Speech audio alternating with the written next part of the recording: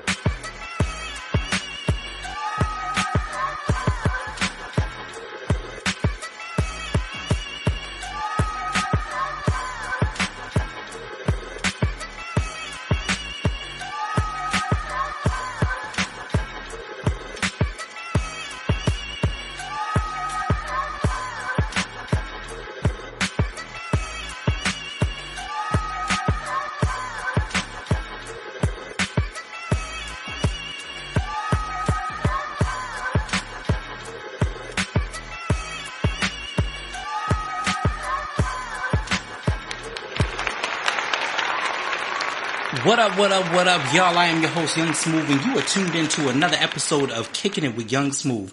Don't forget, you can find me on SoundCloud, iTunes, TuneIn, Google Music, Spotify, and don't forget the brand new YouTube channel that will be featuring some more content very soon, which is also the Kickin' It with Young Smoove podcast.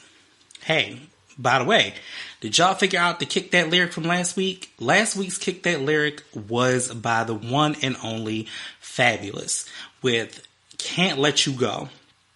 So, one of my favorites, was the king of double and triple entendres.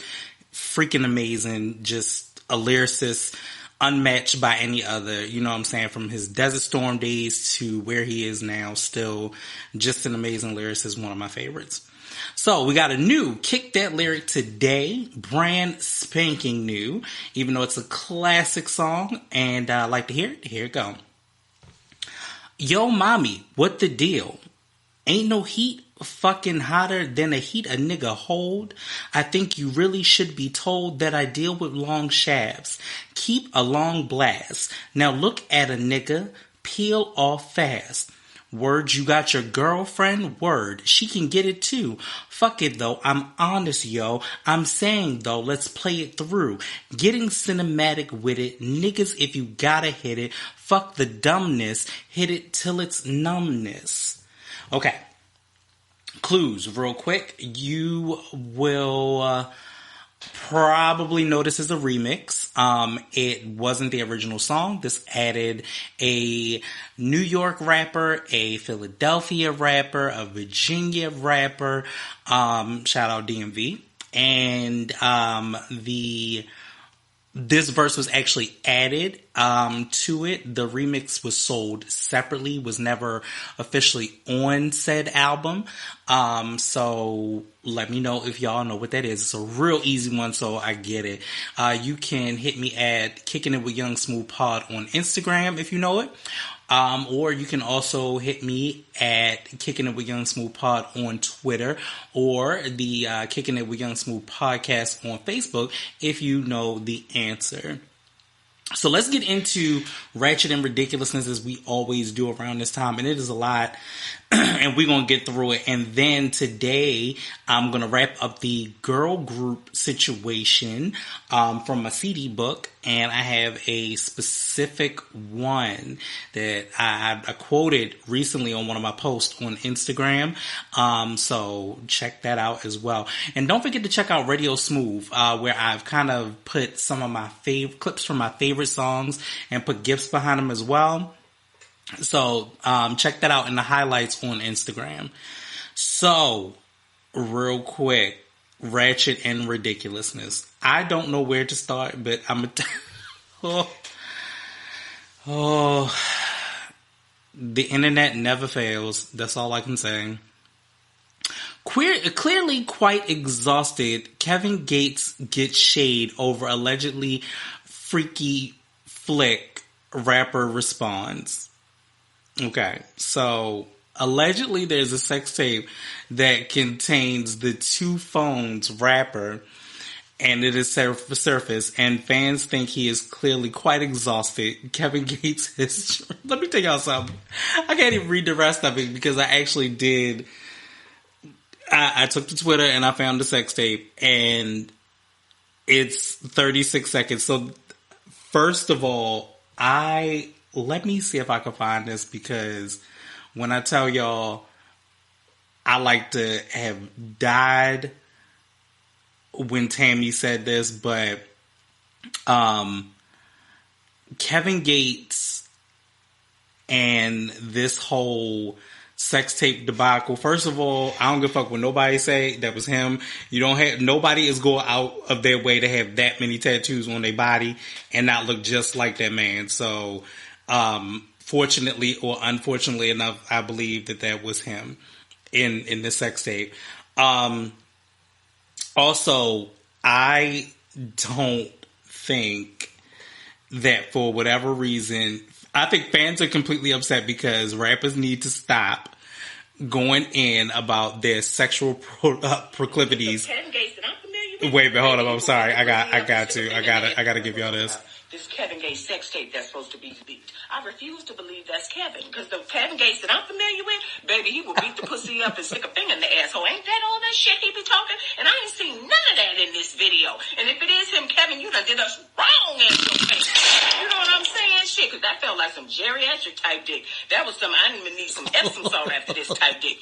That was that bitch, you know I got water on my knees, I can't move type dick. It was unfortunate. I don't think that's him, but shout out to the girl, though, because she was backing that thing up. I wish she had talked a little louder so I wouldn't have to hear that squeaky ass bed. Then you gonna tell her to point her toes. Child, he shifted that camera. I said, this bitch need to point them toes towards a vacuum and some Lysol in this nasty ass room. You know what I'm saying? She answered him talking about, yes sir. Bitch, Alexa, play Short Dick Man by Gillette.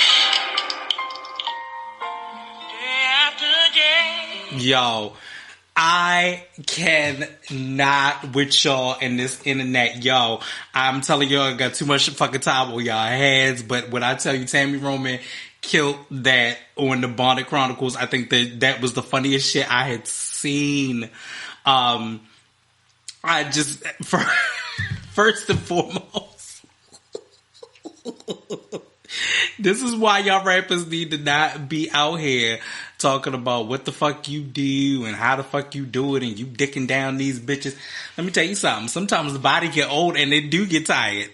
You can talk about you don't get tired all you want to, but sometimes the body get tired. Fuck that. That is some bullshit.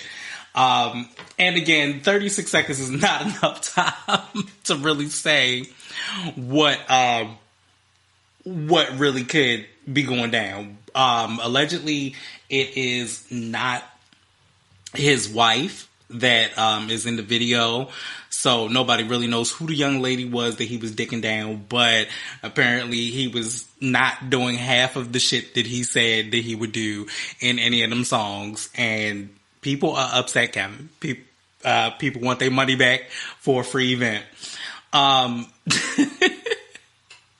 Yo, so moving on, Reasonable Doubt Seed, a 28-year-old, alleges she's Jay-Z's secret daughter. Family members support her claims. Okay. So let me get into the article a little bit, and then I'll go into my thoughts. There's a 28-year-old woman named Letitia Macer, aka T, who is making some shocking but convincing claims that Jay-Z is her biological dad. Letitia says she's been told by family members her whole life that Jay-Z is her father, and her family members are online backing up her claims. T was born in 1990 in Cambridge, Maryland, where her aunts say she introduced her mother Lisa to Jay-Z. Allegedly, these two used to hook up at Lisa's sister house, and boom, a baby was made. Lisa's sister, Terry Turner, claims in a Facebook post that Lisa tried to contact Jay-Z when he was with Rockefeller, and they were mocked by the person on the phone. From there, they decided to just move on, it seems. Okay. I would like to say, after doing a little bit of research and kind of looking at it, I slightly believe it. She definitely looks like Jay-Z. She looks like Jay in a lot of younger years. And I mean, let's be honest with you. Speaking of people throwing their dick on the table, Jay-Z was throwing his dick on the table back in the day. Let's be clear. Like, there are so many stories out there. Like, Jay-Z was a whole grown-ass man back in the day. He was out there being a whole slut bag whore, and that's no shade to Jay-Z. That's really not. But it is that is a real factor. Like, yo, you were out there slinging your dick around, and shit happens. I believe that, and from what I've heard, there is still nothing coming of this. The Carters are not going to say anything and all of that. I believe that the reason that I believe it is because Jay has spoken many times about being and living in Maryland, especially when he was trapping. He was a drug dealer, all of that good old. So I think, what I feel is that he should at least give her a DNA test. Like, I don't think that from what I read and from most of the comments that I read, like even from what the girl says, she's like, she don't really want them. She just want to know, is that truly her father? And I think that he at least owes her that much. But then again, on the flip side, that ain't never gonna happen no way, because they want us to see this family like Jay ain't never had no kids. Come on. How many hustlers do y'all know that be out in these streets with all type of babies? He was young, dumb, and full of cum. You ain't no motherfucking way you gonna sit here and tell me that this boy ain't got no motherfucking kids out here. He got some kids some damn where, okay? Just like Janet hiding that goddamn... you know what? I'm not going to talk about that bitch. But just like Janet got that goddamn other baby, is a daughter somewhere. Shit. Secrets are buried, people. Secrets are buried. So, I don't want anybody to sit here and think that man wasn't a whole man prior to. And I'm not saying that is a thing of a manhood just to say, oh, I got kids out here, this and third. No, that's not the point. But I believe wholeheartedly that she may possibly be his daughter. And I think that I would like to see them press the story. I would love to see them press it. I would love them to finally have him admit, like, yo, you already admitted all your flaws on the album. That's good and that's fine and dandy. But you having another daughter out there, you need to get to know her. You need to put those family, like, now more than ever, like, you need to put those family ties together. Like, it's okay. It's okay for you to have had those things happen. You had many sexual proclivities way before you met Beyonce. Let's be clear. You're way older than her. So let's not act like that is not the case. Speaking of sex, since we still on these whole topics of sex, this was not a story because I kind of wanted to skip past it, but I think I'm going to talk about it anyway. I was going to say somebody called the police on Bootsy, but clearly that is already happening. Bootsy and this motherfucking claim, I said this shit last week. Yo, you gonna come out here and you gonna talk about all of this bullshit about the gays and this, that, and the third, and Dwayne Wade don't cut off the boy dick. Okay, all of this shit. Sir, do you know you just really indicted yourself as a motherfucking pedophile because you had your sons get they dick sucked? And now the popo is after your motherfucking ass. Like, bruh, it is not a game. What Bootsy has done, Bootsy has sat back and just decided that he wanted to put out a post talking about he allowing his 12-year-old, 13-year-old sons and nephews to get their dick sucked. Yeah, it's every man's passage to get some head, this, that, and the third. You know, I had a little bad bitch come over and give them some head and this, that, and the third.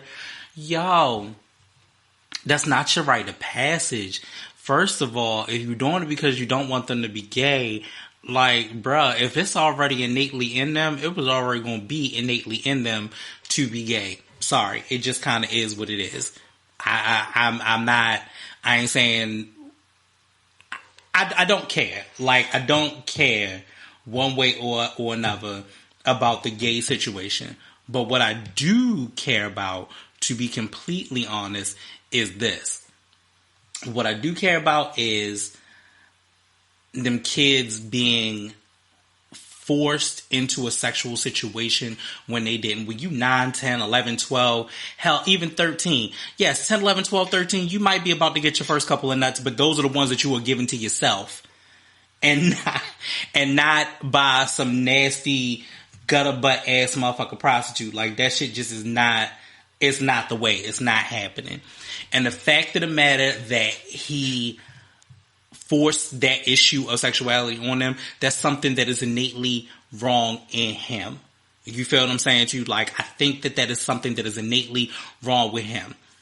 Again, I talked about it last week. I think that Quentin Funky doesn't even had a point. Like, yo, was heterosexuality forced on you? You focus way too much on homosexuality and you care entirely too much when you are given unsolicited advice, when no one is asking for any of this. And then to add insult to injury, like right now, bro, you literally put them kids in a state of sexual confusion. You know, whether they're gay, straight, whatever, you put them into a level of sexual confusion, and it's not fair. You didn't give them the right to choose. That's just as worse as someone being molested by someone in secret, but you not giving them a choice. And a lot of times, that was the shit that happened in the South. Like, yo, you know what I'm saying? This shit rite of passage. You about to be a man. Fuck no. Teach a nigga to balance a fucking checkbook first.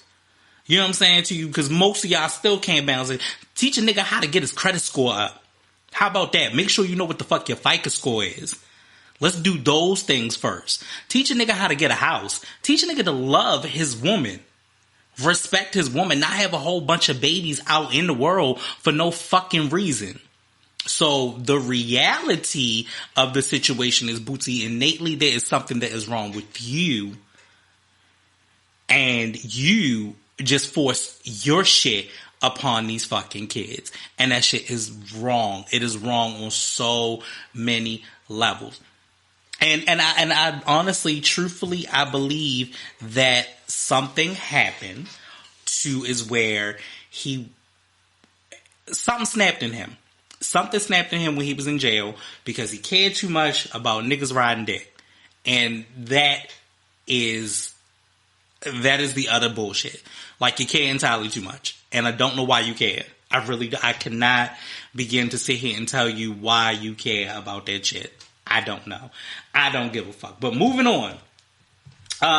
Shaquille O'Neal reveals an upset single mother made him leave his Reebok deal for a Walmart sneaker deal. Shaq was at one time one of the most unstoppable forces in the NBA court. He's widely considered to be one of the greatest players in history for his skills on the court and his 4 championships. When he retired, the baller entered the next phase of his life, becoming a dynamic businessman.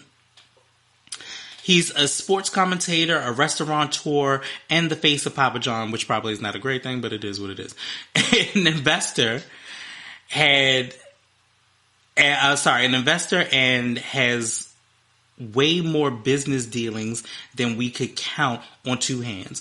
Perhaps his most infamous deal was his decision to take a Walmart sneaker deal after being in business with Reebok. Many couldn't believe Shaq's decision when it first happened, but fast forward to 2020, and he sold over 80 million sneakers between the Shaq and Dunkman label on just over 15 years.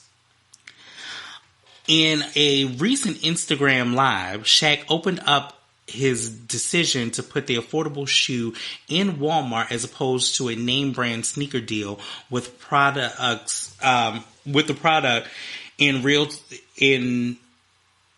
with 100 to 200 price tag, which he had been doing with Reebok. Shaq gives credit to his father, who always told him basketball wouldn't last forever, and 70% of players don't have anything after the game.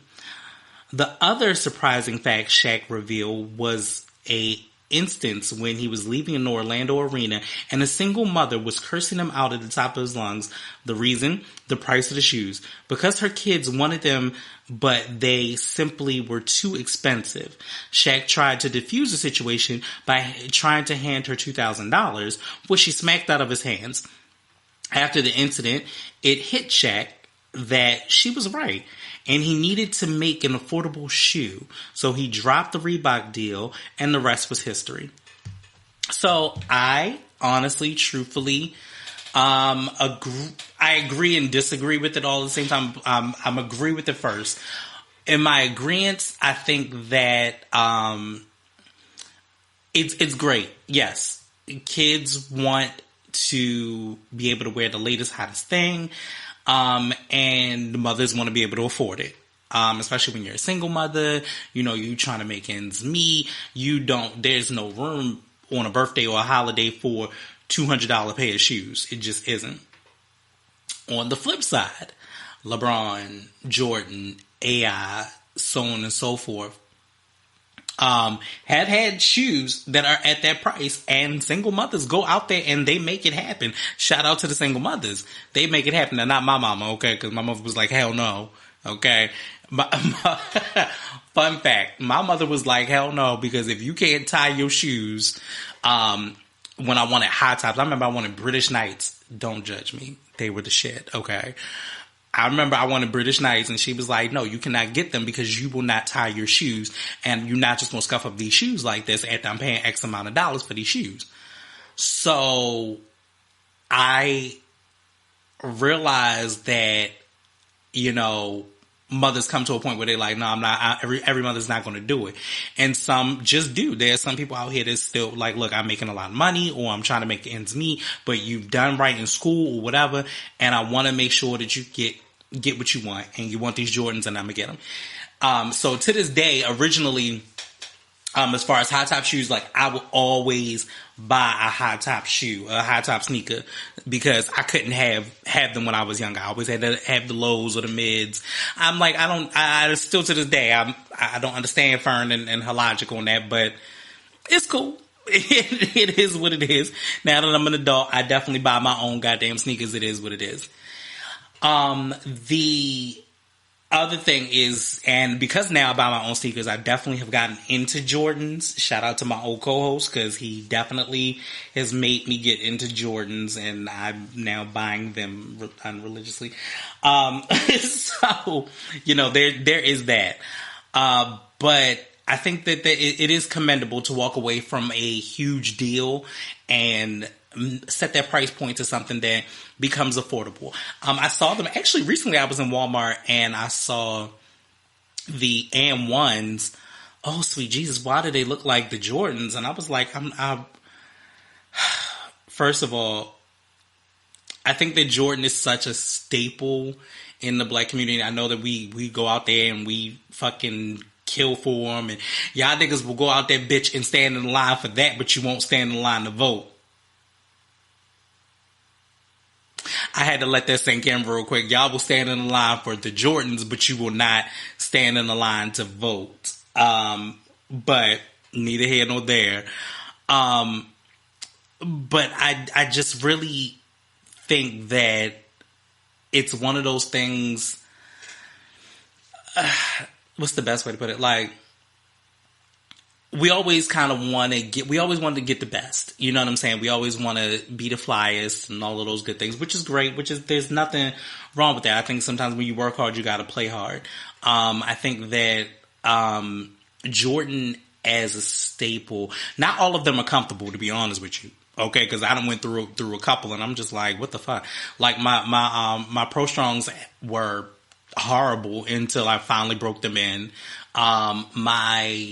The dubs that I ended up getting, I had to break them into. The only ones that I talked about last time that are the most comfortable, and I think it's because they have the strap on the inside and they also have the cushion, are the 6 rings. Like, the 6 rings are the most comfortable Jordans that I own right now. So I love them, and I need to definitely get another pair that I really want to anyway. Moving on. People on Twitter feel a way about Magoo and called him the worst rapper to exist. Okay, so real quick, y'all, let's be clear. Y'all put out this post, and yes, Magoo's raps were very ABC 1-2-3-ish in that time frame of the 90s moving into the 2000s. Actually, more so the 90s, moving into 2000 a little bit. But real quick, he is no worse than that damn Silk the Shocker who rapped completely off beat, and to today's Blueface who still couldn't catch a beat if it was in a paper bag. Like, so Magoo is not the worst rapper ever.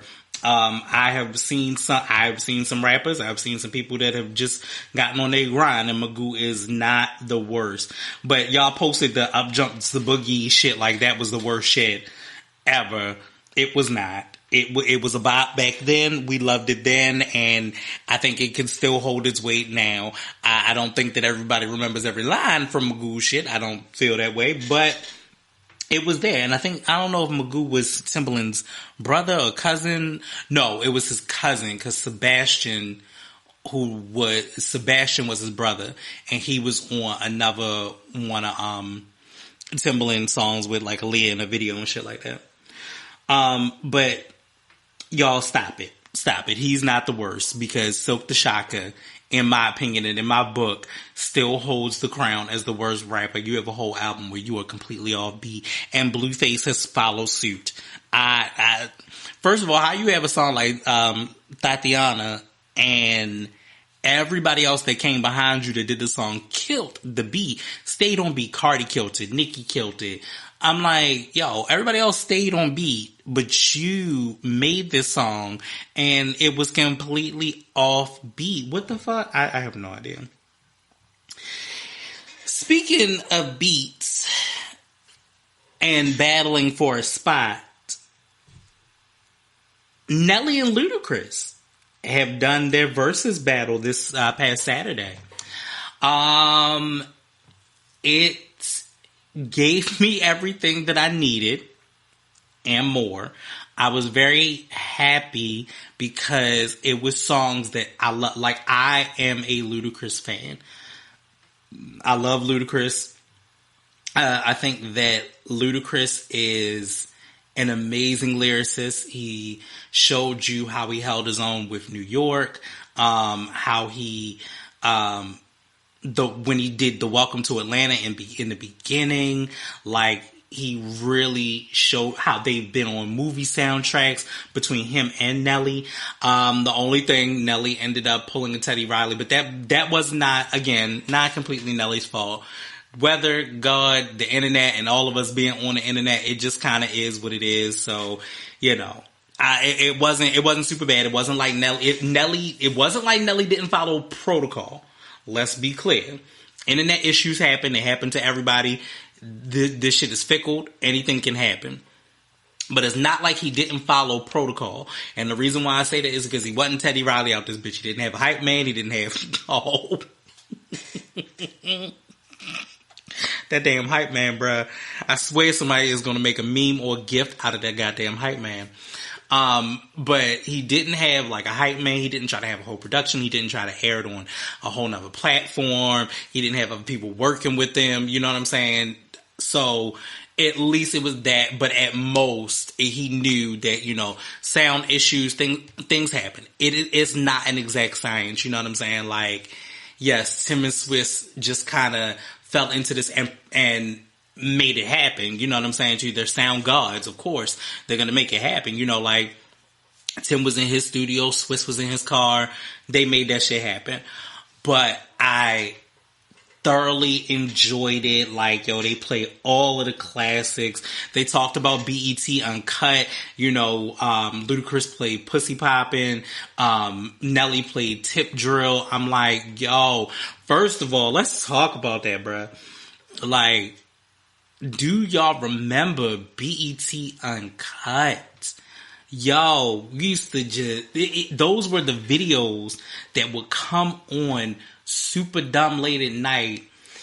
And Ludacris said something that made me laugh too. But they would come on super dumb late at night and just be the best adult entertainment that you could ever see. Like Ludacris fucking it up in Magic City. Nelly with a whole bunch of just beautiful, beautiful ass women just everywhere, all over the place. Like, it was a good time. It was definitely a good time for videos. Again, these were videos that you wouldn't have seen anywhere else. I think YouTube destroyed that. I don't think that the BET Uncut could ever come back. But Ludacris made a good point. If they decide to put another BET Uncut, if they ever got it back, first and foremost, let's be clear, please don't put the BET Uncut right before the church music come on, because y'all put BET Uncut on like Saturday night. And then like it'd be like 2, 3 o'clock in the morning, 4 o'clock in the morning, and then all of a sudden, after all of these videos go off, all you hear is God. Like, please, the church shit would come on like directly after it, and that is a hot ass mess. So, you know, those are some things to really, honestly, truthfully think about when it comes to trying to really redo that. But that, I mean, we used to rush to that. Like, I remember a time of it being like the video vixens were out, you know, they were making money. It was definitely a great time for, you know, for hip hop, and everybody was making some money. It was the early 2000s. Like, yo, you could be a video girl and make some serious ass money, and was making some serious ass cash at the time. So those are some things to think about. I would love to see another BET Uncut. I think that BET has gone into a way different direction, and I'm not 100% sure I'm with it. I don't know. I'm not here for that. Had to take a sip.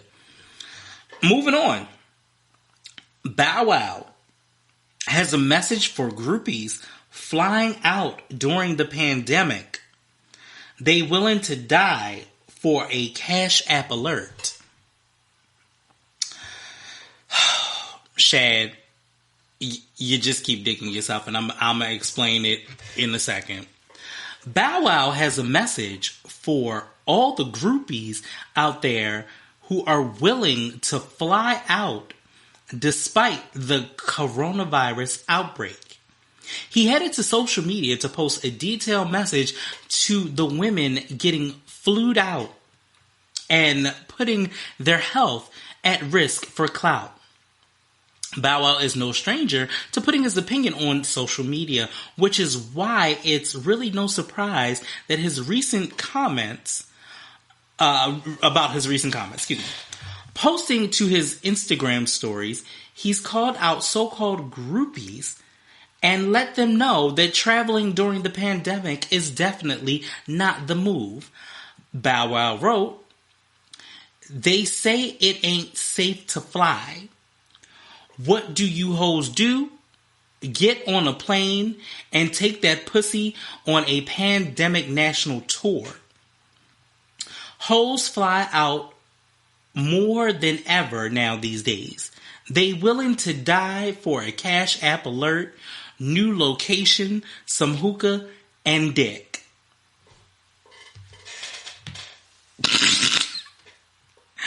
Real quick, wait a minute. First of all, okay, let's ask this question. Bow Wow, how do you know that they willing to get flued out? Because first, unless you paying for a bitch to get flued out, how would you know? Secondly, I thought about this when this pandemic started. I was like, well, damn. I mean, this is real. Like, this shit is real, because at the end of the day, it's like you have music has stopped, entertainment has stopped, so on and so forth. I was like, well, damn. Will the oldest working profession ever stop? And clearly it doesn't, from Bow Wow's opinion. Apparently it does not. But Bow Wow, who are you to sit here and pussy shame anybody? Because clearly you the one who knew that they was getting flued out. Because I feel as though you doing the fluting. That's what I feel. I feel as though you the one out here flying these bitches out, and that is the whole reason. That is the main reason that you mad. Don't pussy shame these bitches. If they want to sit out here and sell their motherfucking pussy, that is their business, okay? You should be worried about your baby and sit the fuck down some goddamn way, because people already don't believe you. Bow Wow challenge niggas lying and shit. Just saying. People already do not believe you, sir. They do not. They don't believe you. You need more people, first and foremost. Secondly, like I said, who am I to judge? If you choose to sell your pussy and you worried about a Cash App alert, first of all, Bow Wow, how you know that the bitches selling their pussy and they waiting for Cash App alerts? Again, sir, unless you are buying pussy. And here's the thing, I think he must have bought some of the wrong pussy and was mad. And therefore was mad that she was just one of them regular trick ass thoughts that he flued out. Because first of all, how do you know? How do you know, sir? As I read the article, I had to think to myself, like, how do you know that this is even still, how do you know that this is happening? How do you know that the prostitutes ain't fucking with masks on? Like, how do you know? You know, you worried about them with about a Cash App alert, new location, some hookah, and some dick. Apparently, it ain't tricking if you got it. I'm just saying. I don't know. I don't know the routine, but clearly, Bow Wow does. But let me know what y'all think about that, because I believe anybody that care that much, if you care enough to put your energy into anything, that's just like the thing that we just talked about with Bootsy. If you care enough to put your energy into something like that, something about it means that you are involved in it in some way, shape, or form. So, you know, there's that. Moving on. Barbs.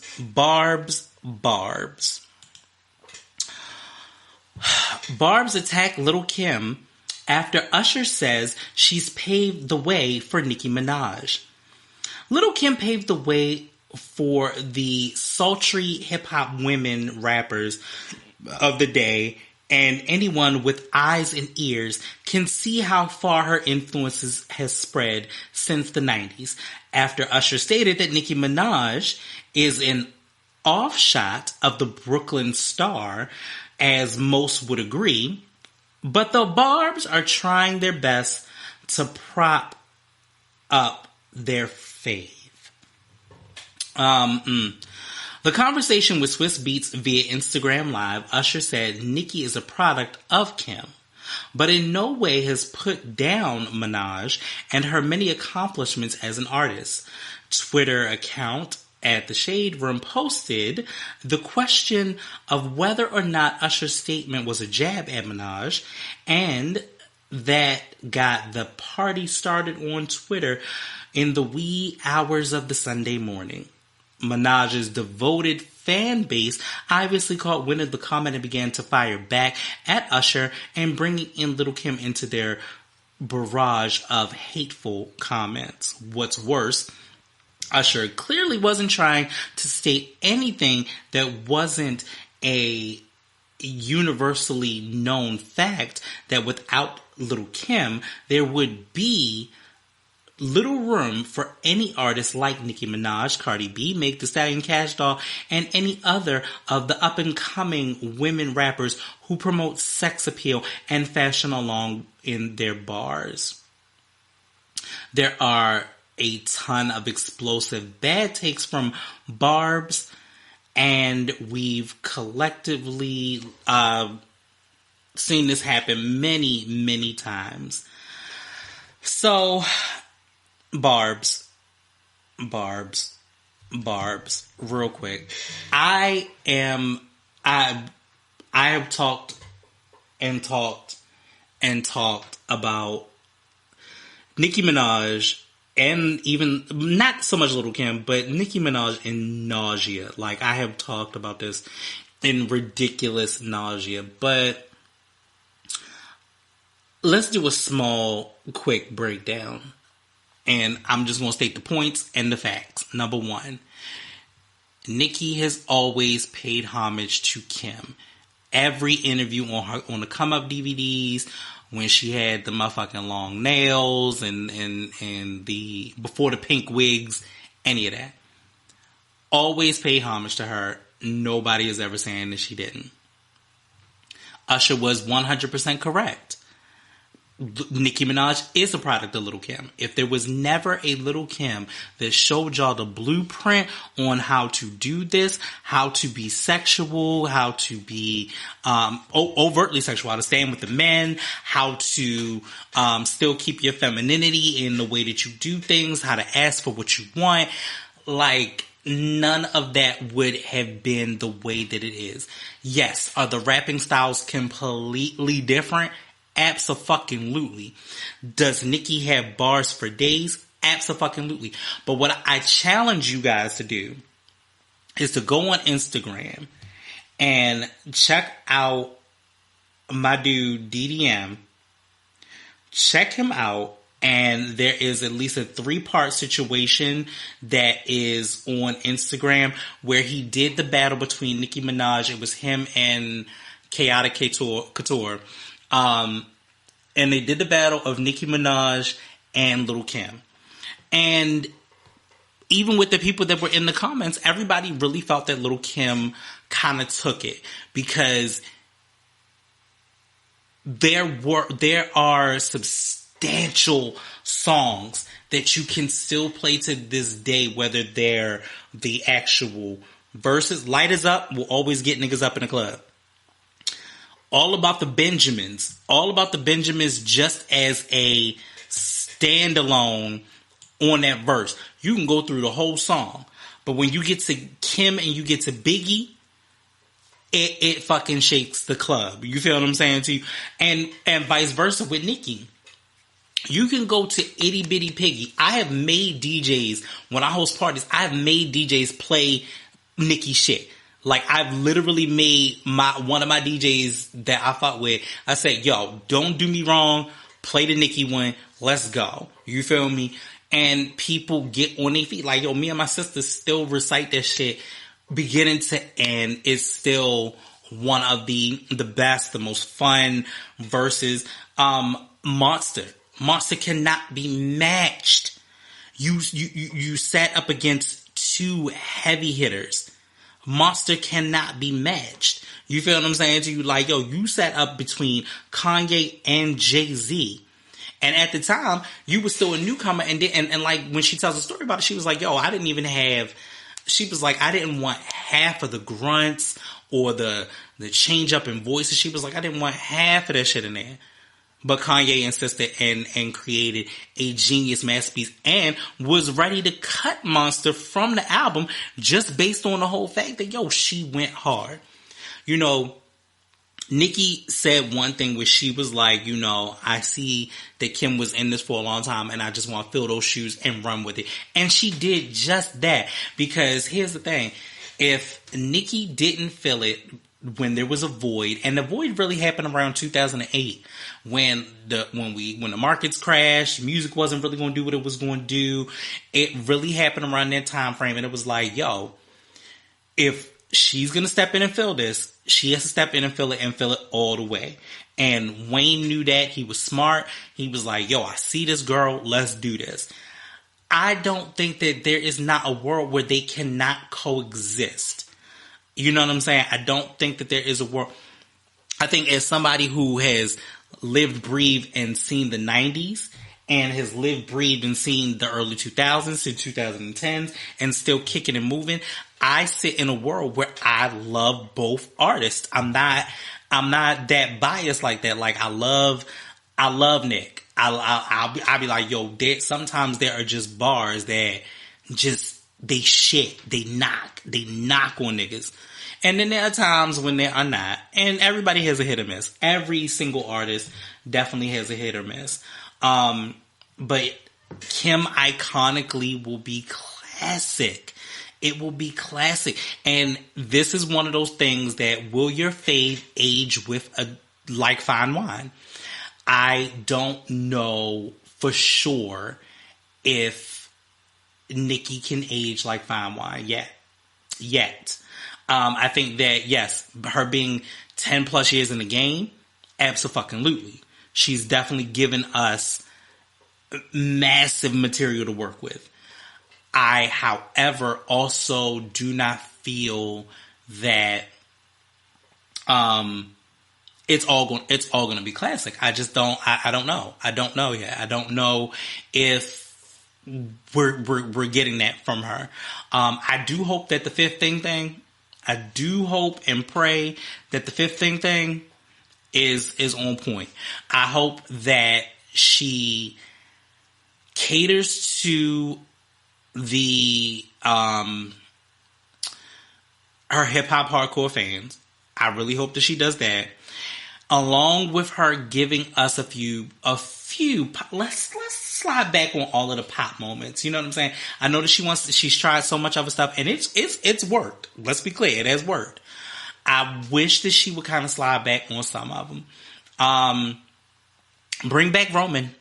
You know what I'm saying? So I think that Usher did not mean anything by it, but I think that he was 100% correct. That Little Kim will continuously and always be the blueprint. At that time, in that era, and I'll eventually go through that in my book too, because we gotta definitely cover that. But in that era, you had Little Kim and you had Foxy Brown, both saying the same thing, but saying it in different ways and giving you the shit that you need, the shit. You know what I mean? But that. With that being said, that is that, and that wraps up the ratchet and ridiculous portion. I don't know what to call this next portion. A special thank you from the heart. But y'all know what time it is. Y'all hear that? Y'all hear that? That means that I have an album cover in my hands. Oh, it still smells like 1994. Well, you know what? Okay, let's not go that far. It doesn't smell like 1994, but I have a CD cover that means the world, the absolute world to me. This CD means everything. It was 1994. When this Grammy award-winning group set out and made the most iconic, just sexiest, craziest, coolest album ever. Once again, I'm talking about T to the left eye, see if you can make it fly. TLC. Crazy Sexy Cool is the second studio album by American girl group TLC. It was released November 15th, 1994 by LaFace and Arista Records. Following the group's record deal, they released their debut album Ooh on the TLC tip in 1992 to positive reviews and commercial success. The following year, the group began working on the follow-up. However, the recording process was unproductive due to personal struggles, notably those of member Lisa Left Eye Lopez, who was involved in a volatile romantic relationship and struggled with alcoholism. The album's recording lasted until September 1994, with Lopez's role diminished because she was in rehab. So, just a backstory on that. I am a huge TLC fan. I have the TLC group that I still fuck with that's on Facebook. 94, I was in middle school, and I remember, okay, so sad story nonetheless. At the time, at the earlier part of the year, my grandmother had passed, and I remember in the latter part of, I think she passed in 92 or did she pass in 94? One or two.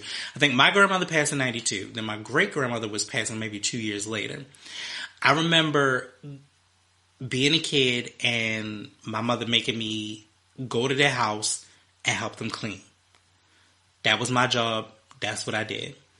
I remember my mother made me go over there, and actually I started loving it. And I found out so many great things about my grandmother and my great aunt, who recently passed a couple of years ago, and I miss with all my heart. But I remember she was going through cancer, and one day I was in there. I was cleaning bathrooms. I was cleaning toilets, baseboards, vacuuming. I mean, cleaning the house from top to bottom. Like, my music playing, cleaning it from top to bottom. And I remember her handing me some money. So I say to my great grandmother, I was like, oh, you want me to go hand this to my aunt? She was like, no, that's for you. Don't tell your mother. You just go ahead and buy whatever you want with this money. So I immediately run to the record store and I bought my very first tape. I bought Crazy Sexy Cool. I wanted this album so bad. I was in love with TLC. Like, yo, this was my album. I had my Walkman on every day and I listened to this album from beginning to end every day in the tape until I let my tape rock until my tape pop. Like, literally, I did it every fucking day. And I think it was so strange because then, like, later on, you know, once my grandmother had passed and I had lost the tape. I'm gonna say something that only my cousin will know, but Malika got the tape. But I remember losing my Crazy Sexy Cool tape in somebody's car, and I was just devastated and just so upset. I remember later on, then eventually once I got my job, you know, Burger King, all that stuff that we talked about earlier, I ended up, I think it was BMG, might have been BMG Music, and I ended up re-getting the CD version and kept this still playing. Mind you, we're like 97, 98, we're like 4 years removed from the release of it, but still kept it playing over and over again. Love this album. So again, it means so much to me. This is the first album that I remember that had the words. So I can go for all 16 tracks and know every word verbatim. Not because I love it so much, but because I've read the book and I was in the booklet. Like, so this is one of my first booklets that had every word in it.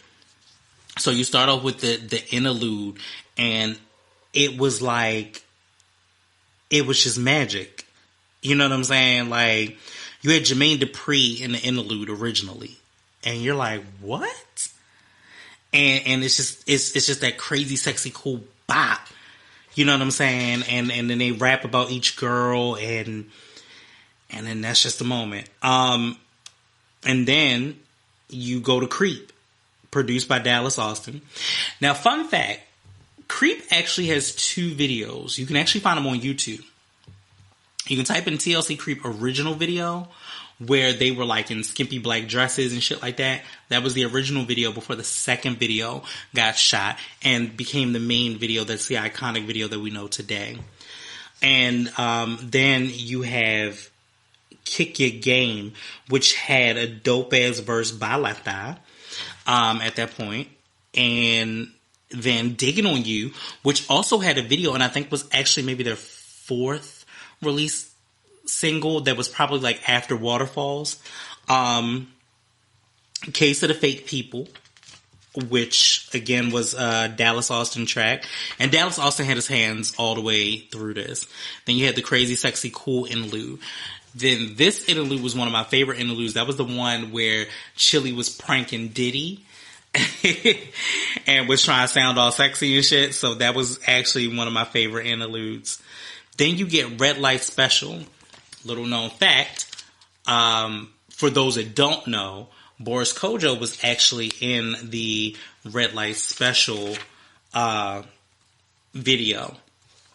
Then you also get Waterfalls, which had the most iconic verse from Left Eye. I'm actually going to read a little bit, and I'm going to read it the way I would do and Kick That Lyric versus actually rapping it, because if I rap it, I'm going to be like, yo, I'm going to be in my bag. But she states, I seen a rainbow yesterday, but too many storms have come and gone, leaving a trace without one God-given ray. Is it because my life is 10 shades of gray? I pray all 10 fade away, seldom praises for the sunny days. And like the promise is true, only my faith can undo the many chances I blew to bring my life to a new. Clear blue and unconditional, skies have dried tears from my eyes, no more lonely cries. My only bleeding hope is for the folks who can't cope with such an enduring pain that it keeps them in the pouring rain. Who's to blame for toting cane in your own vein? What a shame. You're shooting aim for someone else's brain. You claim the insane and name the day in time for falling prey to claim. I say the system got you victim to your own mind. Dreams of hopeless aspirations are hopes to come in true. Believe in yourself. The rest is up to me and you. I had to slow down because I forgot like some of the words. That's not what I used to rap it as, but that's fine. But again, just and I kind of, and you know what? I think this is a great moment anyway, just to pay a little bit of homage, because Left Eye's passing was the 25th of April. But it just, in 2002, bruh, 2002. Wow. Like it, I just graduated high school in 2001. Like, I was just trying to find my way, and we had so much devastation. We had just had 9/11. Aaliyah had died right before 9/11. I'm like, yo, it's just so much. And then you, so after Waterfalls, you have another interlude, which just kind of had the beat, which was great. Then you had Let's Do It Again. Now, Let's Do It Again ended up on the GTD mixtape. Okay, let me be clear. I done got me some ass many a time to Let's Do It Again. I'm just saying, y'all gonna find many of these songs that ended up on the GTD mixtape, which is the Got the Drawers mixtape. So you will definitely hear a couple of songs that have ended up on that. I won't tell you who, because it was good days. Anyway, moving on. They also covered the Prince song, If I Was Your Girlfriend. If I Was Your Girlfriend, all the things I do to you. I make you call out my name. I ask who it belongs to. Sorry, no, that was a little Janet. But, yo, they hit you with, if I was your girlfriend, would you let me dress you? I mean, help you pick out your clothes before we go out. Not that you're helpless, but sometimes, those are the things that being in love's about. If I was your one and only friend, would you run to me? If somebody hurt you, even if the somebody was me, sometimes I trip on how happy we could be. Please. What? Yo, Prince was so dope. And just to hear T-Bozz's raspy tone recreate this iconic Prince song was amazing.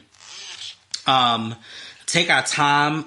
Well, we had the sexy interlude. Then Take Our Time came after that, which was another very, very, very sexy ballad. Then you also have another interlude, which was Can I Get a Witness? Which is one of the things that I realized. I think that's why music ends up being so short now, because don't nobody do interludes no more. There were definitely a couple interludes.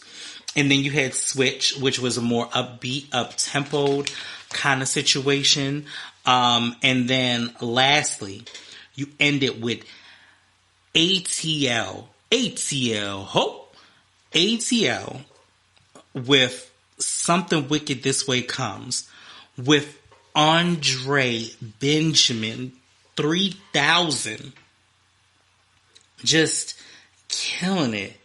Remember back in the time when the only signs we had were Picket, but now in 94 it be Something Wicked. Yo, just Andre, we need you back for the culture. We really do. But this was a moment in time. As a matter of fact, I want to say this is probably the first time that we figured out what their names was, where you had Tion, T-Boz Watkins, Rosanda Chili Thomas, and Lisa Left Eye Lopez. Like, that was the first time that I think I ever really knew, like, what their whole names were. I was like, Rosanda? Who the hell is Rosanda? But I love it. TLC is still touring to this day. Well, not to this day, clearly, but Chili is killing it. Chili can dance her ass off. Like, I remember seeing that post on Twitter and Instagram of her doing it. Her son Tron is making music. If you guys haven't, make sure you check out the VH1 Crazy Sexy Cool Story. Little Mama killed it as Left Eye. I think that there are some things that they talked about that were in there that really struck a chord and just sat back and just had the memories. Like, yo, fun memory for you. I remember we used to do Wacky Tacky Days in middle school, and I remember going with my overalls, baggy clothes, my Joe boxes, so on and so forth, and I went as Left Eye. Like, I'm telling y'all so much of my business. I don't care. Judge me not.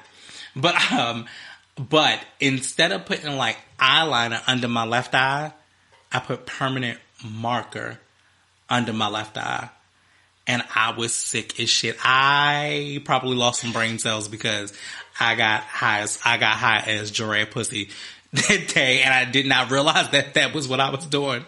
And my mother could do nothing but laugh. She was like, that's like eyeliner, right? Like, that's like paint. Like, that's a makeup. That's not.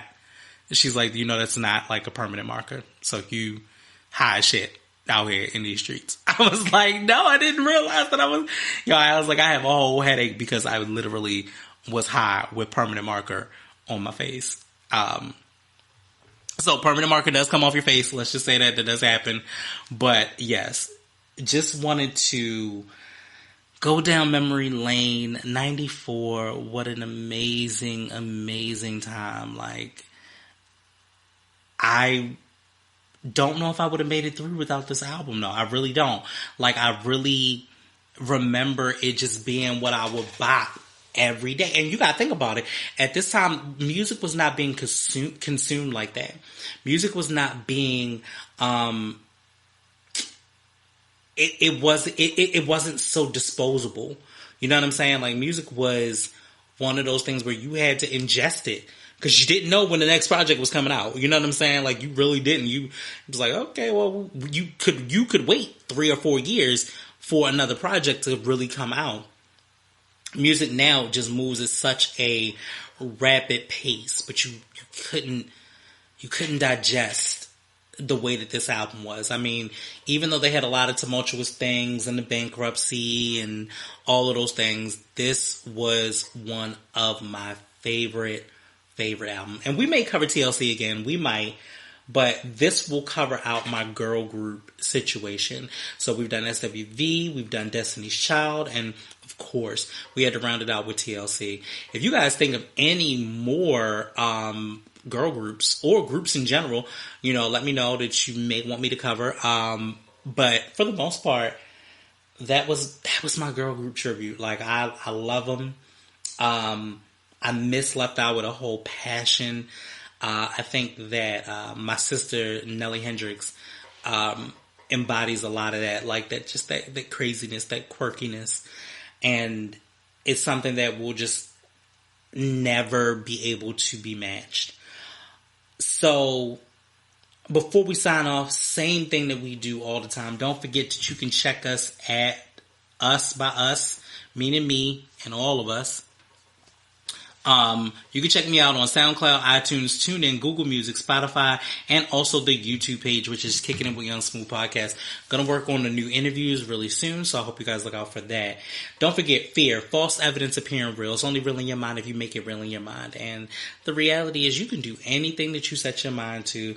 Think about it. This girl group from Atlanta came out of nowhere and took the world by storm with a sultry singer, a rhythm and blues funk singer, and a rapper, all placed into one group and made it something phenomenal and became Grammy Award winning artists. Some of your faves can't say that. And that's not a shade. That's not any shade to Nicki. I'm just saying some of y'all faves cannot say that. So, if you got to kick that lyric, don't forget to hit me at Kickin' It with Young Smoove Pod on my social media pages and the Kickin' It with Young Smoove Podcast on Facebook. I definitely want to hear from you guys, and I hope that you enjoyed the show. And you kicked it with me. Don't you feel better for it? All right, y'all. I'm out.